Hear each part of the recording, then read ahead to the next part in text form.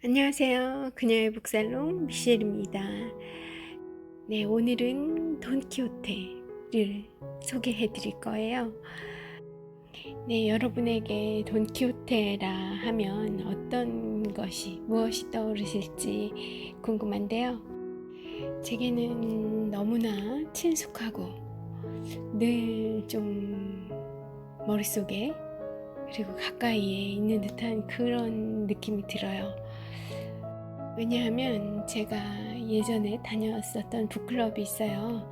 지금은 운영이 되지 않는데 그곳에 운영하셨던 분이 스스로를 그렇게 북클럽이라고 돈키호테라고 많이 칭하셨어서, 그리고 또 당신은 돈키호테와 같은 삶을 살다가 갈 것이라고, 결과에 연연하지 않고 끝까지 마이웨이를 가겠다, 내가 하고 싶은 사업을 이런저런 사업을 꼭 돈이 되지 않더라도 계속 시도하고 또 그런 도전이 주변인들에게 영향이 되고 귀감이 될 수 있도록 난 그렇게 살다 가련다 하는 주의셨거든요.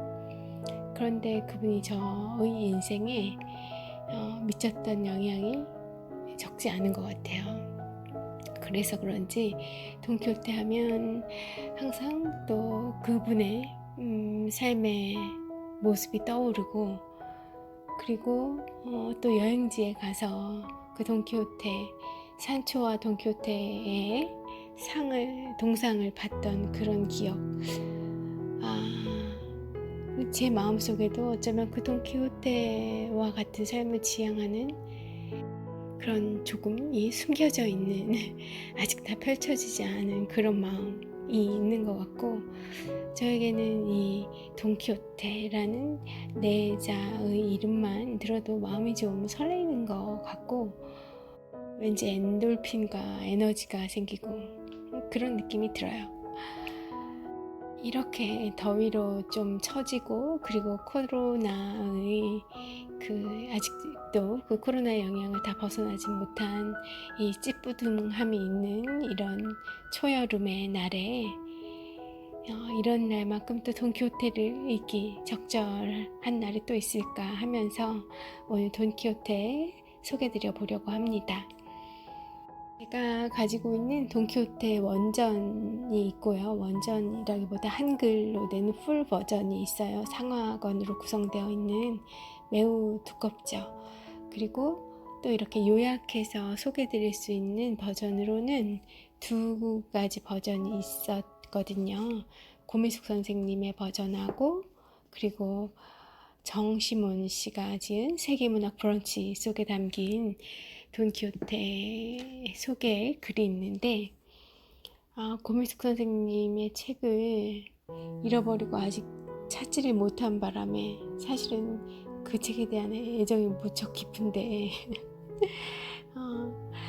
그것을 들려드리고 싶으나 없어서 정시몬 님의 돈키호테로 소개드려야 할 것 같거든요. 그렇지만 이 내용도 괜찮습니다. 좋아요. 돈키호테에 대해서 스토리만, 그리고 어떤 이미지만 가지고 계시고, 이 돈키호테가 왜 이렇게 전 세계적으로 사랑을 받았나, 그리고 인류에게 어떤 의미가 있나, 우리 후손들에게 그런 것들을 리마인드하고 생각해 볼 수 있는 또 그런 시간이 되실 겁니다. 네, 그럼 이야기 속으로 좀 들어가 보겠습니다. 돈키호테 기사문학 거꾸로 뒤집기, 혹은 중세와의 유쾌한 결별이라고 제목이 붙어 있네요. 그리스도교와 더불어 중세 유럽을 오랫동안 옥죄어왔던 대표적인 이데올로기가 바로 기사도입니다.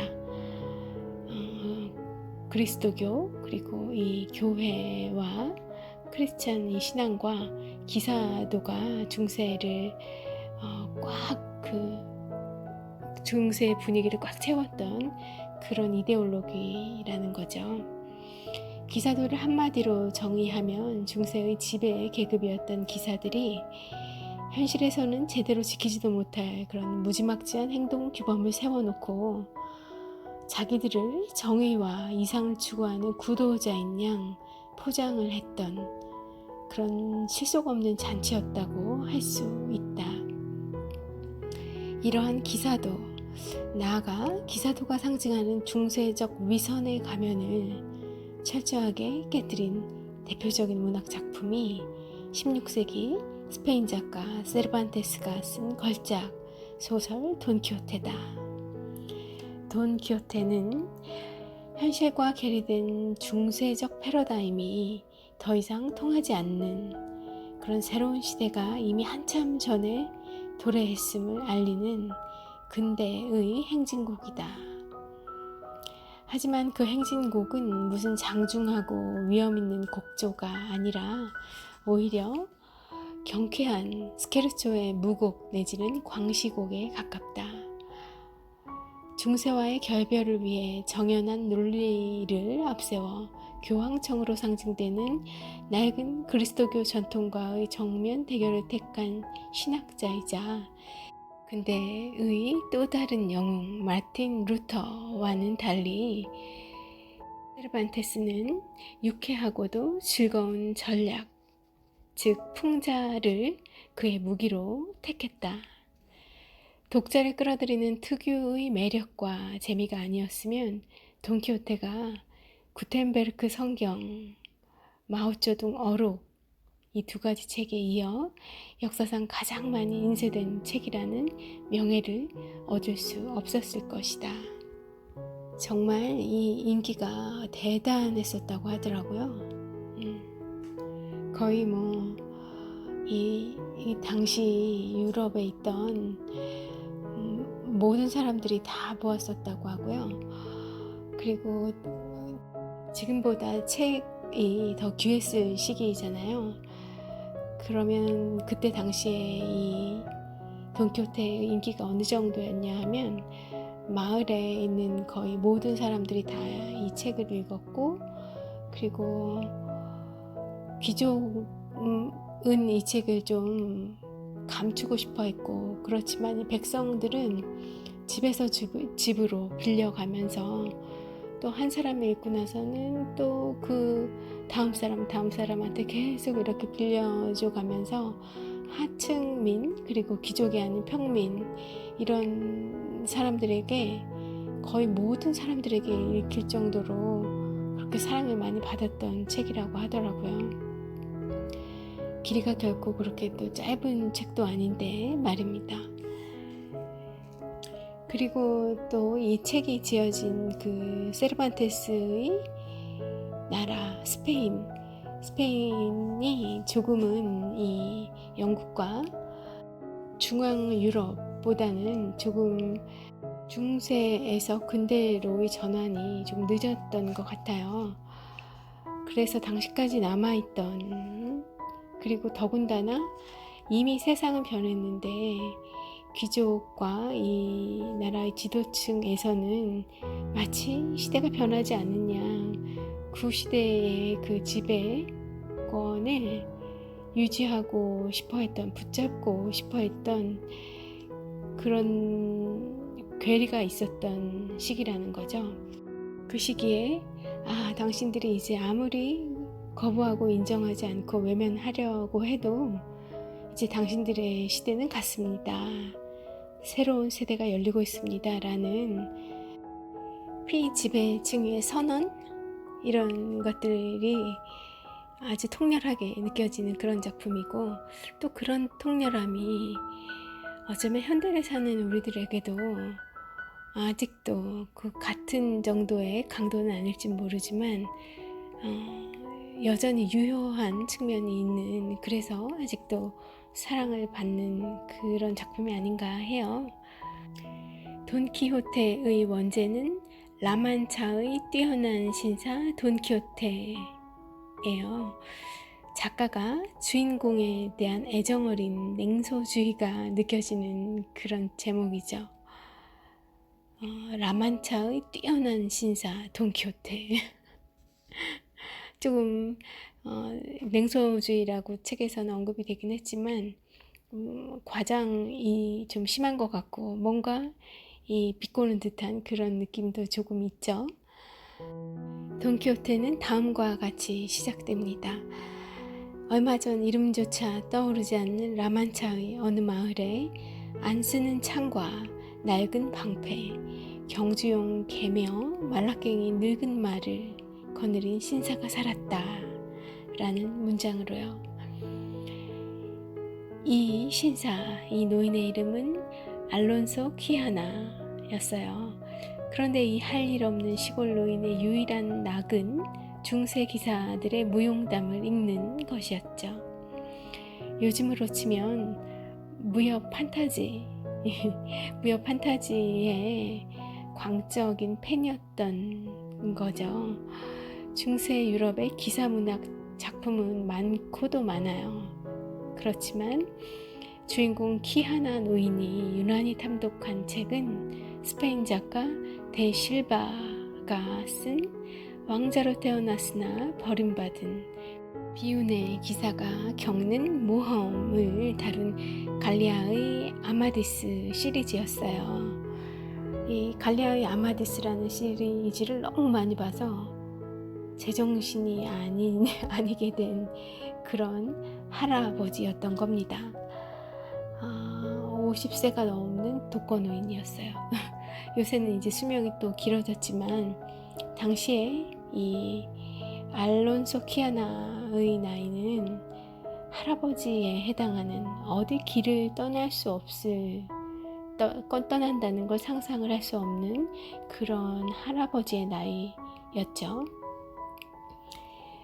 물론 보통의 은퇴한 노인이라면 독서는 매우 바람직한 여가 활동이었을 테지만 뭐든지 너무 무리하다 보면 탈이 나는 법입니다. 독서, 그것도 한 분야의 책만 편식하는 건 문제가 되죠. 현재도 그런 식의 독법은 또 그렇게 건강한 독서법이라고 볼 수가 없죠. 너무 이 편식이 심한 것. 그런데 이 할아버지 알론소 키아나는 너무 무리해서 그 방면에 갈레아의 아마디스, 이 무협 판타지 중세 기사들의 무용담만 너무 빠져 있었던 거고요. 집안 대소사를 팽개치고 오직 기사 모험담만 읽어대던 키아나 할아버지가 결국 어떻게 됐는지 보실까요? 이 대목에서는 어쩐지 현대의 비디오 게임이나 스마트폰 중독이 연상되기도 합니다. 그 문장 읽어 드려볼게요.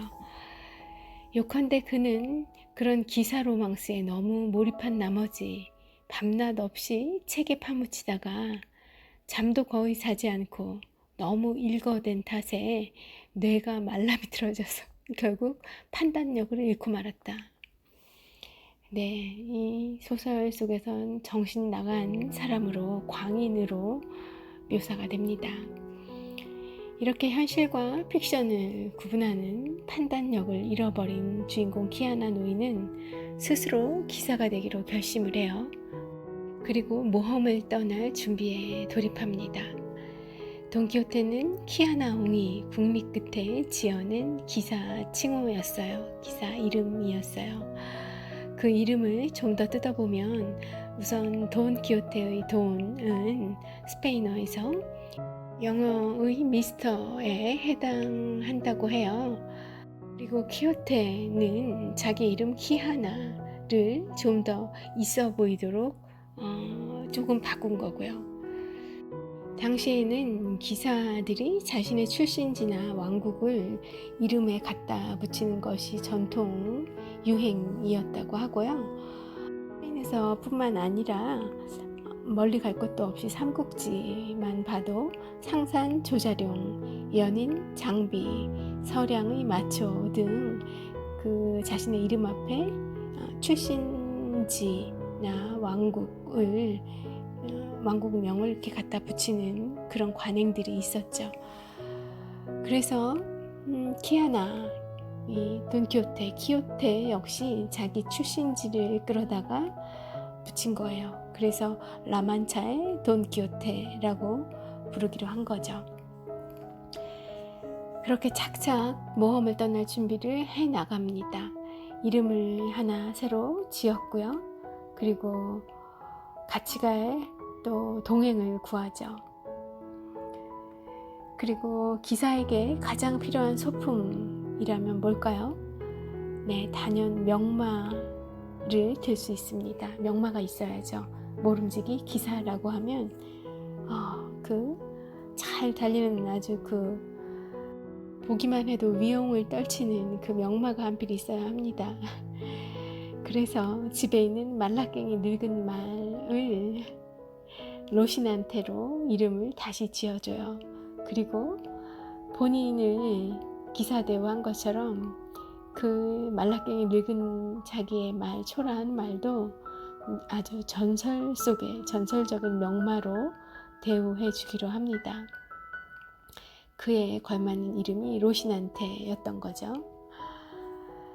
이 말과 함께 그가 구했던 동행, 이 동행이 굉장히 중요하죠. 인생을 살아가면서 또 우리가 어떤 사업을 같이 하는데도 파트너가 중요하고 같이 하는 나와 같이 일해줄 그런 사람이 식구가 중요한 것처럼 모험을 떠나는 돈키호테에게 있어 가장 중요한 것은 전투에 앞서 갑옷도 입혀주고 밥도 짓고 말도 먹여주고 이런 잔일을 해주는 시종이 필요했어요. 돈키호테는 이웃에 사는 막일꾼 산초 판사에게 또 좋은 제안을 합니다.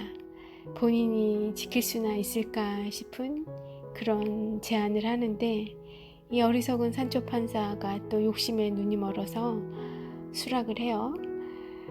어떻게 꼬셨는가 하면 모험에서 내가 큰 영지를 얻게 되면 당신에게 총독을 시켜주겠다라고 꼬드긴 거죠.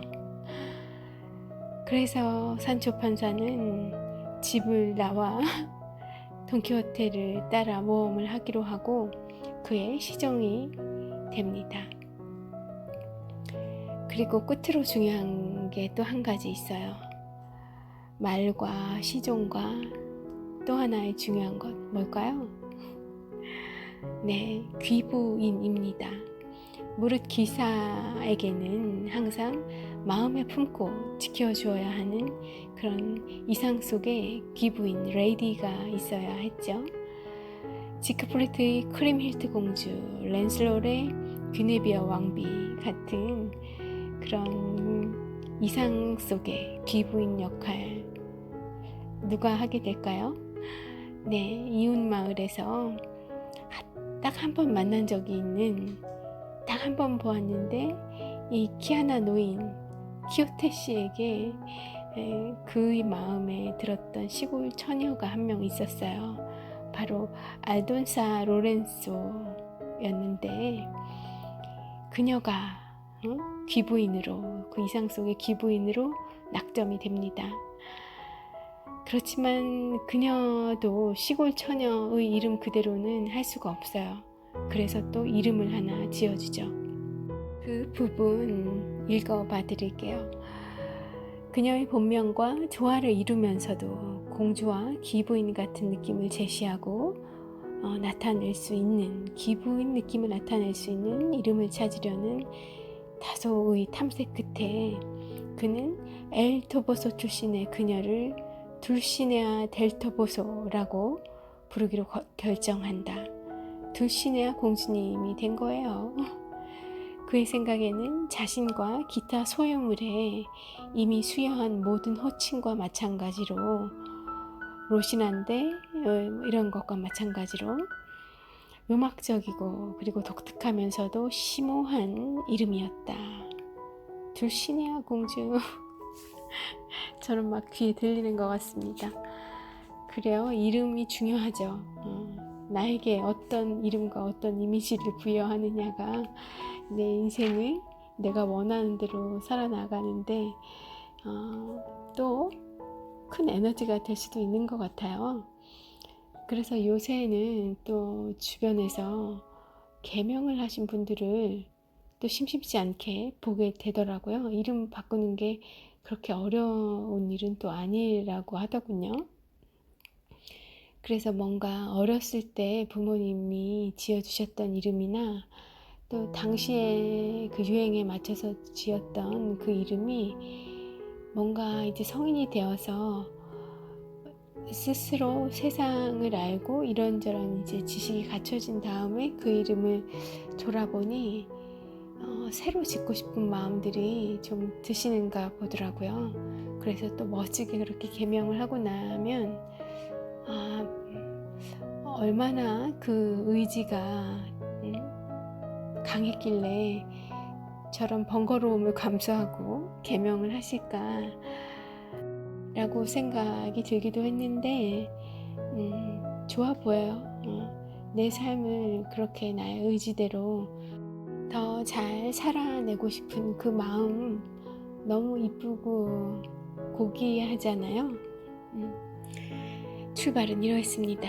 예, 돈키호테 떠나기 전에 이렇게 모든 준비를 착착 갖춰가고 있어요. 명마, 시종, 귀부인, 레이디 이렇게 만반의 준비를 끝낸 돈키호테와 산초 판사는 드디어 모험을 떠난다. 돈키호테의 무용담은 아주 많죠. 아주 소설 한가득히 펼쳐져요. 그중 가장 유명한 것 중 하나인 풍차와의 대결을 잠깐 감상해 보실까요?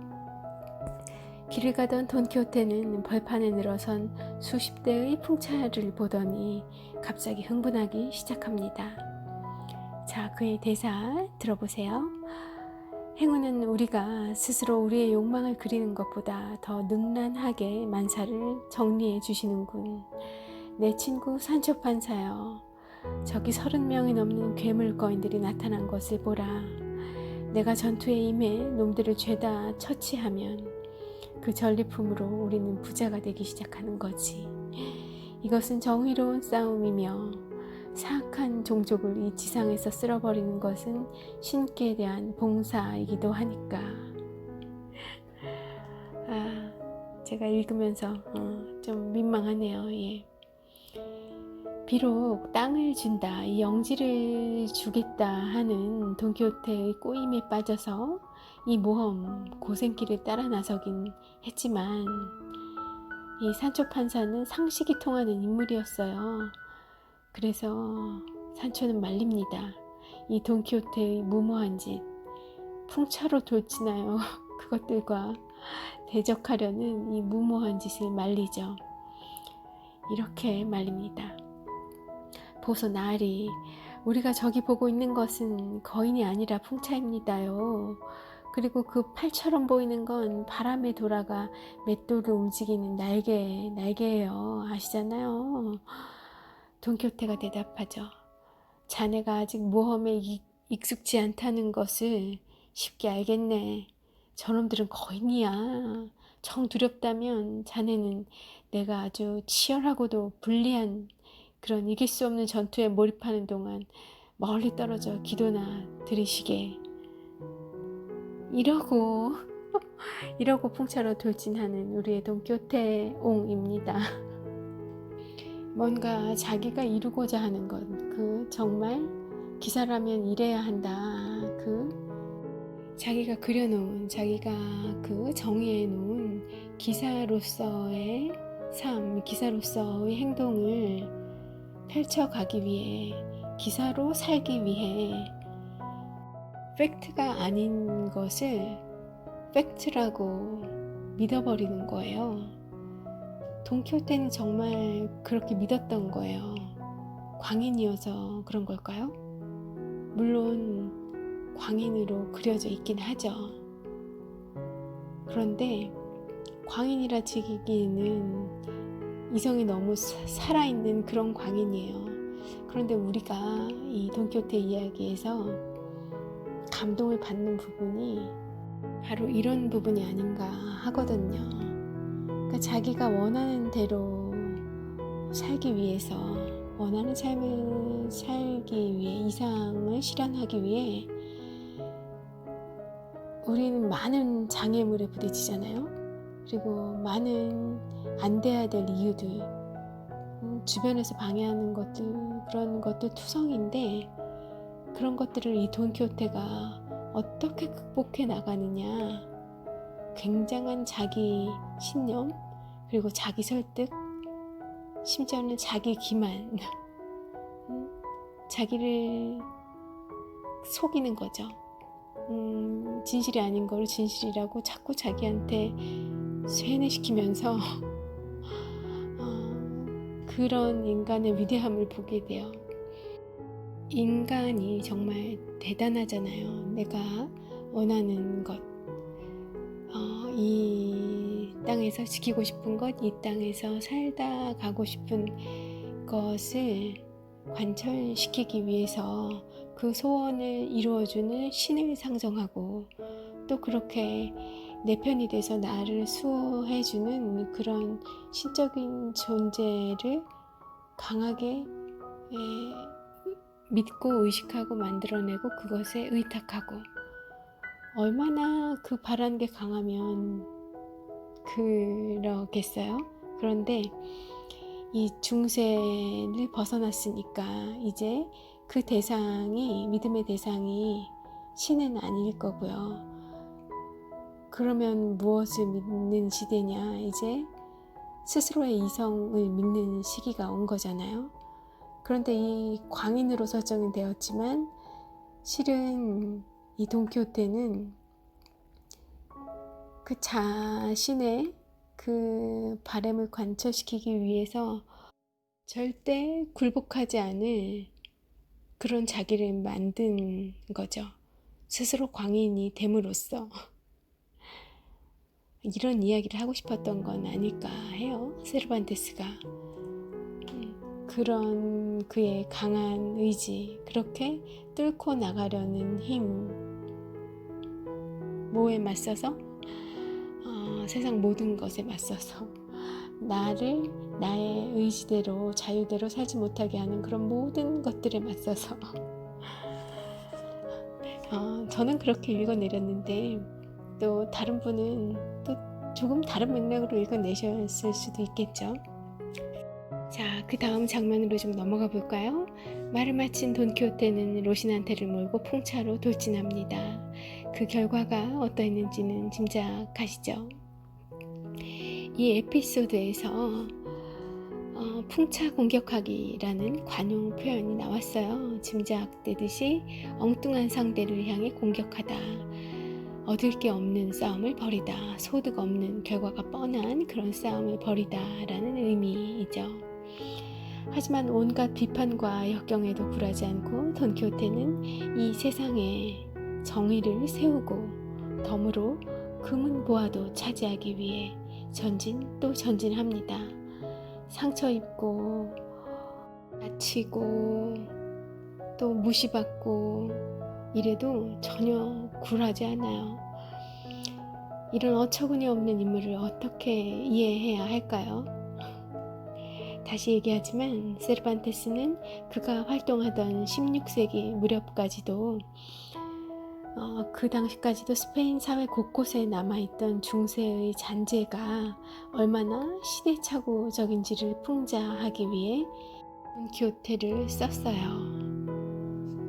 그의 풍자를 그 많은 그 시대의 백성들, 이 지배층들이 아주 환호하면서 받아들였던 거고요.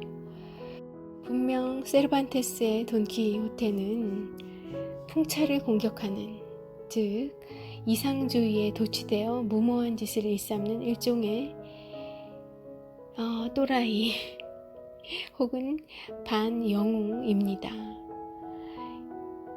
이 책이 동시대 독자들의 폭발적인 반향을 끌어낸 것도 이 예리한 풍자의 힘 덕분이었죠.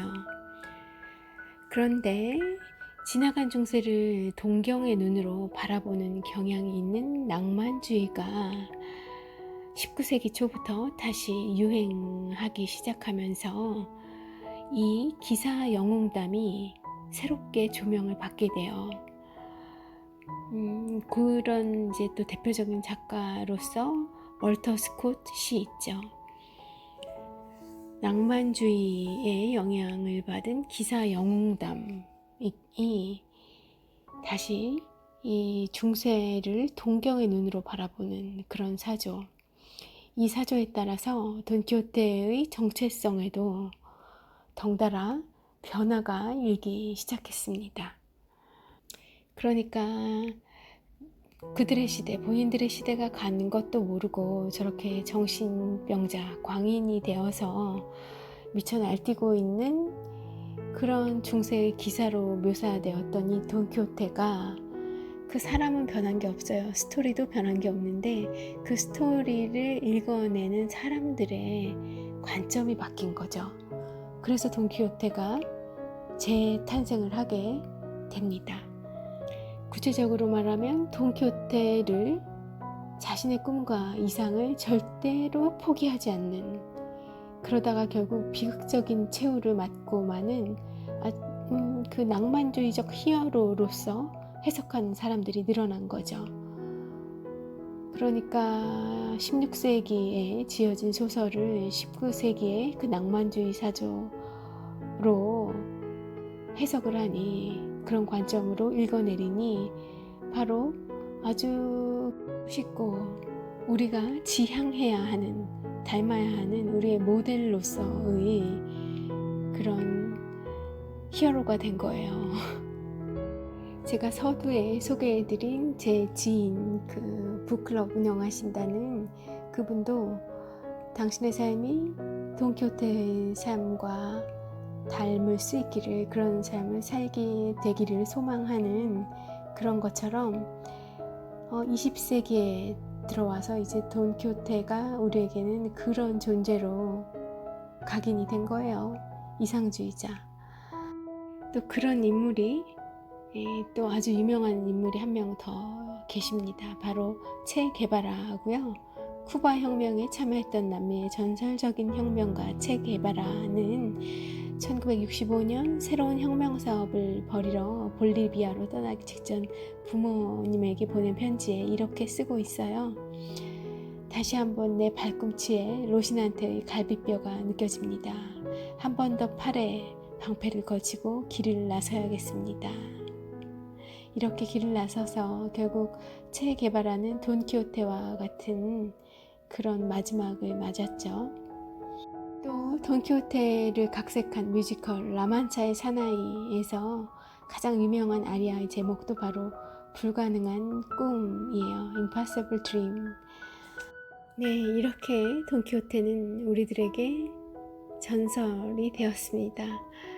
도전의 상징.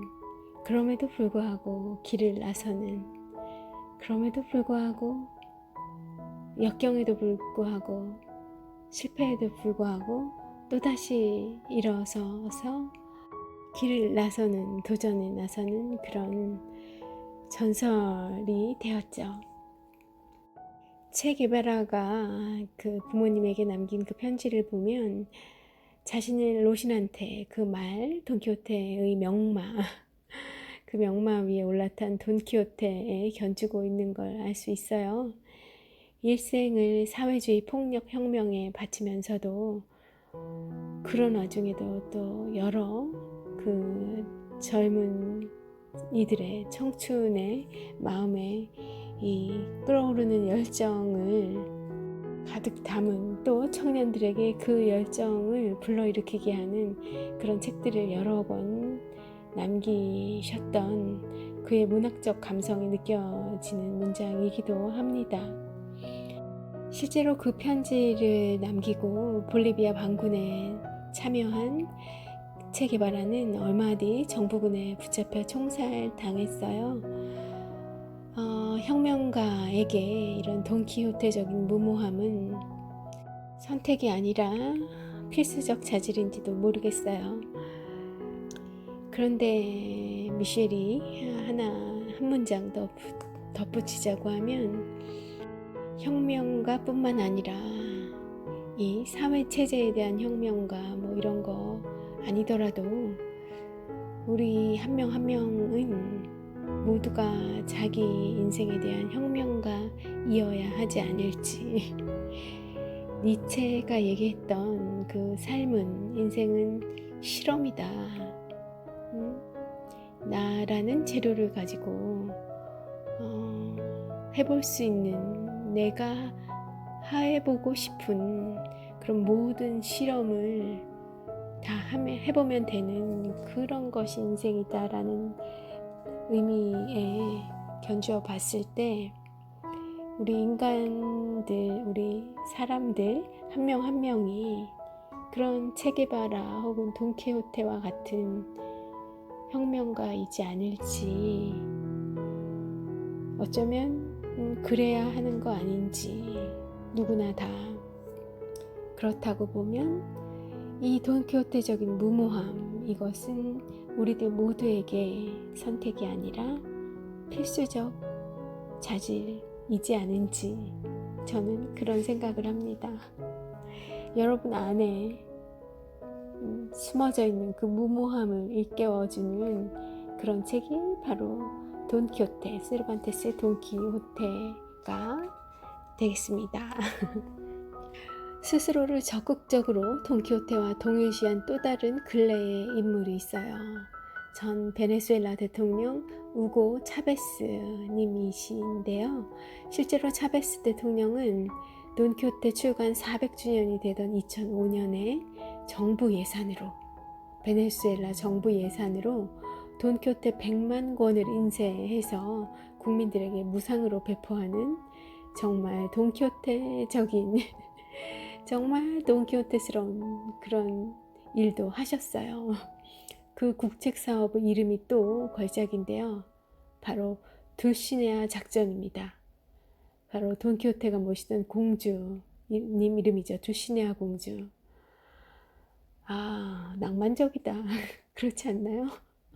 한 나라의 대통령이 이럴 수 있다는 것, 멋있어요. 베네수엘라가 계속 잘 역경을 이겨냈었어야 하는데 말이죠. 근데 문득 또 생각이 나네요. 저 또 이렇게 건너 지인 중에 우리나라의 이 정치 상황 뭐 이런 것들 보아줄 수가 없다 해서 베네수엘라로 다 정리하고 이민 가신 분의 이야기도 생각이 갑자기 나면서 넘어갔습니다. 다시 돌아오겠습니다. 차베스 대통령이 이렇게 돈키호테 홍보에 열을 올렸던 이유는 간단했어요. 베네수엘라는 국제 미인 대회에서 당선자를 많이 배출하는 그런 미인들의 나라일 뿐 아니라 세계에서 석유 매장량이 가장 많은 국가 가운데 하나이기도 했죠. 하나이기도 해요. 이 석유를 국내뿐 아니라 주변 국가에 헐값으로 공급을 하면서 미국의 그 석유에 대한, 미국이 그 석유를 활용해서 좌지우지해서 글로벌 경제와 정치력을 행사했던 그런 만행들, 이런 것들에 맞서서 남미의 맹주가 되려고 했던 그런 차베스 대통령은 바로 그 자신을 거인들, 즉 그 미국의 제국주의자들과 싸우는 돈키호테로 설정을 했던 거예요. 스스로 나도 돈키호테로서의 이 그런 선택들, 의사결정, 그런 대항들을 한 것처럼 국민 한 사람 한 사람도 다 그런 돈키호테로 살기를 권하고 바랬던 거죠. 비록 암투병 끝에 2013년 사망했지만 차베스는 좋은 의미에서건 나쁜 의미에서건 정말 돈키호테적인 그런 인물이었습니다. 그가 정치적으로 또 어떤 평가를 받을지 이런 건 뭐 논외로 하고, 역사적으로 또 어떤, 특히나 베네수엘라 역사에 있어서 어떤 의미로 남은 그런 대통령일지는 차치하고라도 한 인간으로 봤을 때는 정말 매력 덩어리인 그런, 그리고 아주 자유의지로 주변 상황에 굴하지 않고 아주 당당하게 자신의 뜻과 삶을 펼치다 간 아주 바람직한 삶의 전형 모델이지 않은가, 그런 생각이 저는 드네요. 예, 그래서 이 돈키호테의 이 1권에 담겨있는 수많은 그 일화들, 이런 걸 다 소개해 드리기보다는 이 소설이 어떻게 당시에 사랑을 많이 받았었고 그럴 수밖에 없었는지, 그런 이유들, 그리고 시대를 거슬러 오면서 인물인 돈키호테에 대한 해석이 어떻게 달라지고 그가 어떤 존재로 우리에게 새롭게 제정이 되어서 다가왔는지, 이런 스토리들 살펴봤고요. 그리고 현대의 돈키호테로 우리에게 생각될 수 있는 체게바라와 차베스 대통령 소개해 드렸어요. 여러분은 돈키호테의 삶에서 얼마큼 가까운지, 얼마큼 멀리 계시는지 한번 돌아보셔도 괜찮은 그런 토요일 저녁이지 싶습니다. 모쪼록 아주 여유롭고 그런 행복한 저녁 시간 보내시길 바랄게요. 미셸은 또 내일 또 어떤 책을 들고 찾아올런지 살짝 기다려주시면 또 더할 나위가 없겠습니다. 네, 오늘도 함께 해주셔서 감사합니다.